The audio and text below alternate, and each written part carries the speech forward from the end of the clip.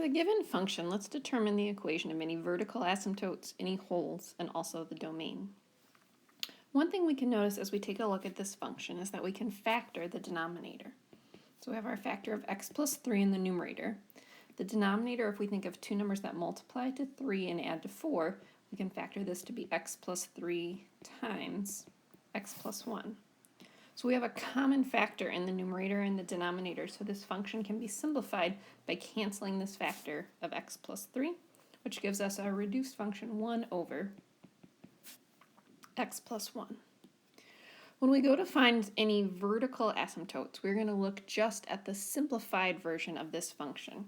So to find any vertical asymptotes, we're going to look just at the denominator of the simplified function and set that equal to 0. So solving for x by subtracting 1, we get that the equation of our vertical asymptote is a vertical line, x equals -1. Be sure to always write this as an equation. When we go to find where we have any holes in this function, we're looking for where we had a common factor between the numerator and the denominator. So we're interested in this factor of x plus 3 that we canceled as we were simplifying. So if we set x plus 3 equal to 0, subtracting 3, we have that x is equal to -3. So a hole is a point where the graph does not exist. So this is the x-coordinate of that point. We can find the y-coordinate of this point by plugging -3 into the simplified form of our function. So 1 over -3 plus 1 is a -1/2.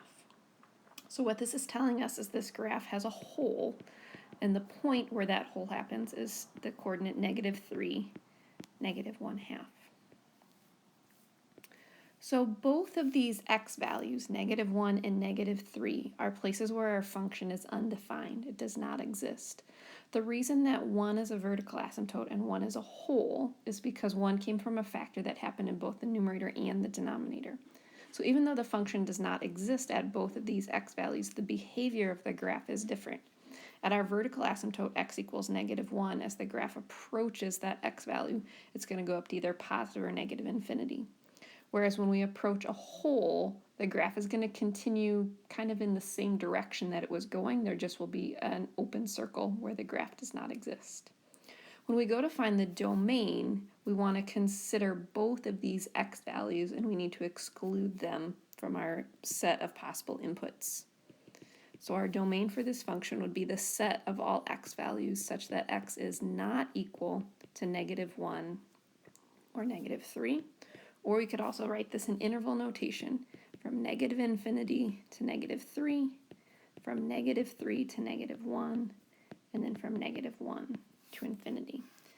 To see that interval notation, you could think about a number line graph. Think about putting both of those x values on your graph. So what we're saying is that it cannot be equal to -3 and it cannot be equal to -1. But we do want everything to the left of -3, everything in between -3 and -1, and everything to the right of -1. So this left section is that first interval. This middle section is the part from -3 to -1. This part on the right is from -1 to infinity.